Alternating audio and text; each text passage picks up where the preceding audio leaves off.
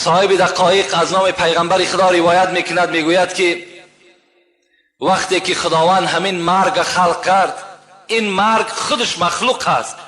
مثل چگونه که ملائکه ها را خدا خلق کرده است، مثل همین ملائکه ها را خلق کردنش همین مرگ هم خلق کرد.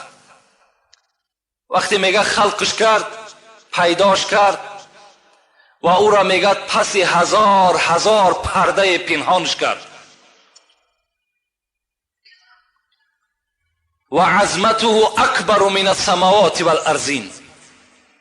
چنان میگد همین مرگ کلان بود، چنان کلان بود که حتی میگد زمین و آسمان کلانیش بر او برابر شده نمیتونست. همتا میگه خداوند یک مخلوق بی نهایت کلان خلقش کرد.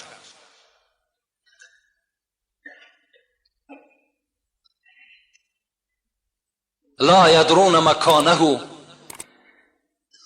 ولا یدرون ما هو فقط یسمعون صوته من کل حول.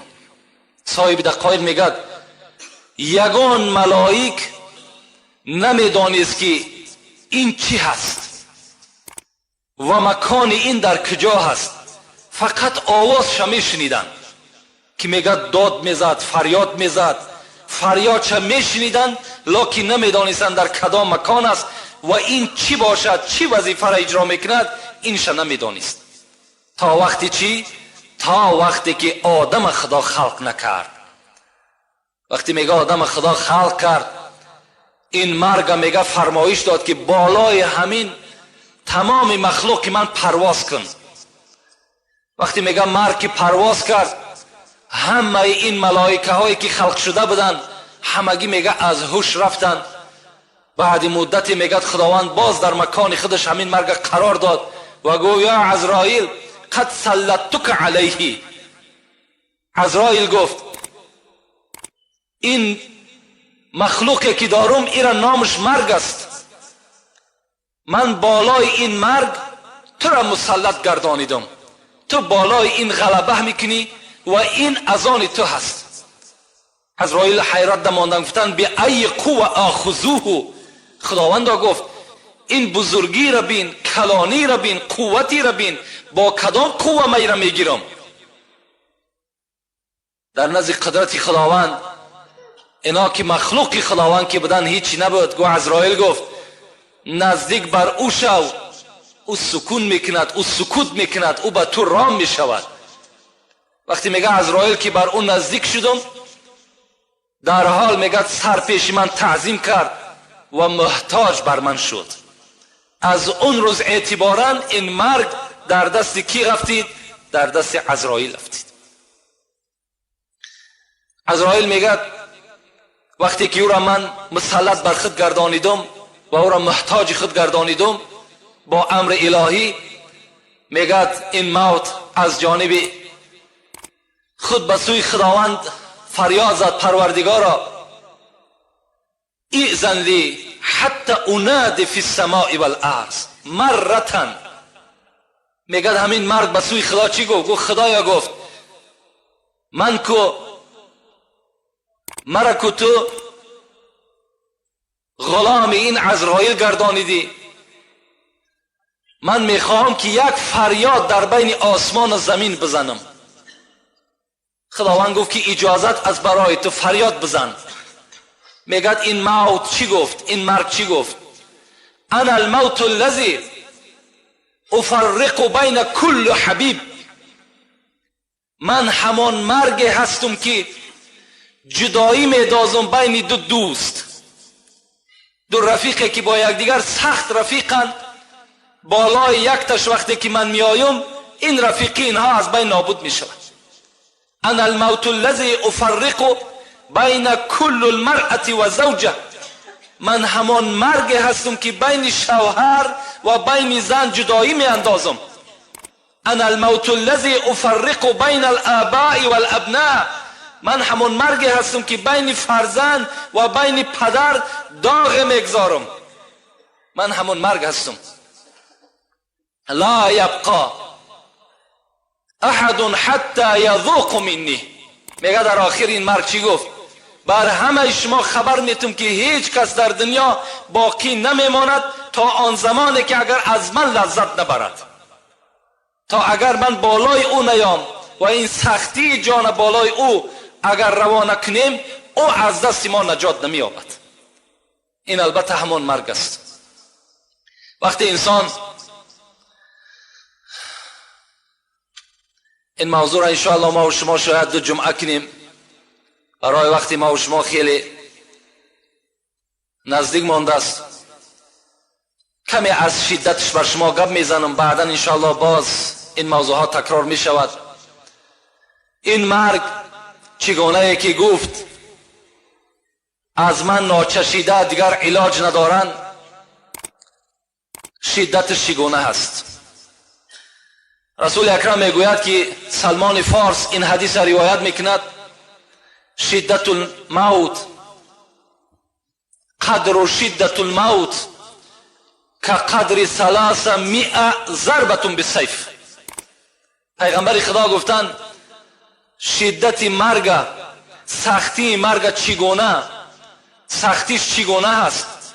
گفتند مثل که در شکم به یک آدم 300 بار به شمشیر میزنی چگونه درد داشته باشد، به همین منزله گفت قدر و شدت مرگ همچنان است که در شکم یک آدم 300 بار به خنجر بزن چه مقدار درد پیدا می شود، همین مقدار گفت سکرات موت و غمرات موت همچنان است. از این خاطر باشد که رسول اکرم دم آخرش چگونه بود؟ حضرت عایشه میگوید لطه را تر میکردیم، بالای پیشانی پیغمبر میگذاشتیم و رسول الله میگفت اللهم اعین علی سکرات الموت و غمرات الموت. پروردگارا بر من سختی و مشقت مرگ آسان بکن. میگه رسول اکرم فقط و فقط دعاش در دم آخر همین بود. حضرت ادریس که این قصه قرآنی است که زنده به جنت رفتگی هست، وقتی میگه بی نهایت کار میکرد، بسیار زمین در کار میکرد، عزرائیل میگه چنان ذوقش میآمد کار ادریس میدید. روز میگه از جانب خداوند اجازت گرفت که همین پیغمبری تو را من زیارت کنم و بی نهایت که عبادت زیاد داشت، میخواست که عبادت ادریس تماشا کند.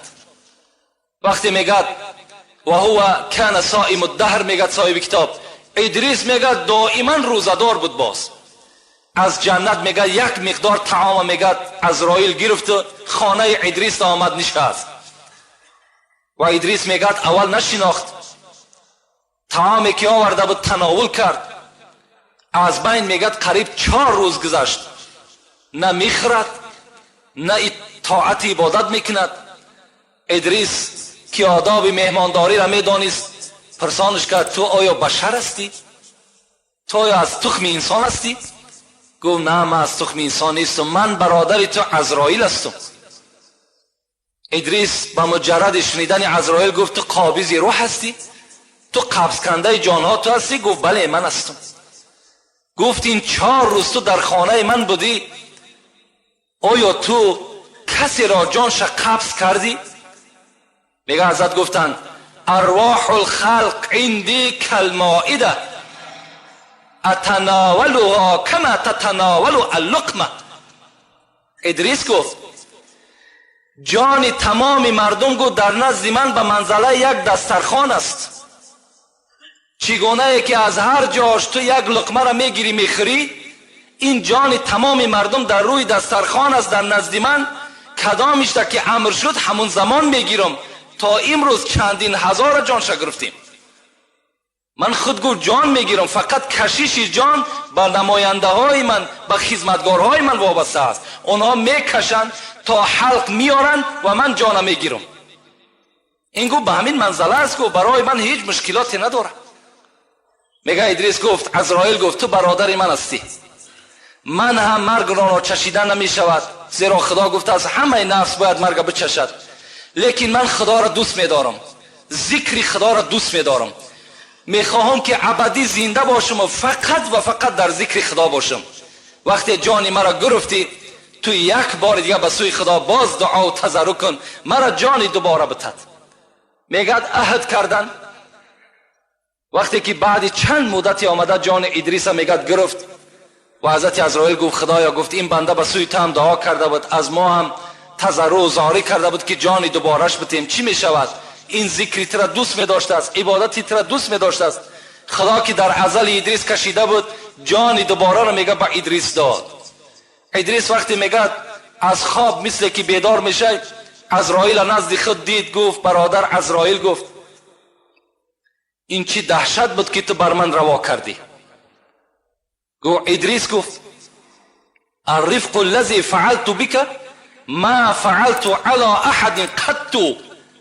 ادریس گفت چنان مهربانی در وقت جان گرفتن بر تو کردم که چنین مهربانی را برای هیچ پیغمبر پیش از تو نکرده بودم. چگونه معامله کردم؟ حضرت ادریس گفتن آیا به تو وصف کنم، بیان کنم که چگونه جانم دادم؟ گفت بیان کن. گفت این الحیوان اذا انسخل جلده و هو حی فمرارته اشد منه. میگه ادریس گفت ملک الموت گفت جانت از بدن من چنان گرفتی که وقتی که یک حیوان زنده باشد و او را زنده به زنده گفت پوستش میکنند و چگونه درد پیدا میکند، همون درد گفت 1000 مراتبه دیگر گفت با زیادتر از اون دیده. گفت چی شد؟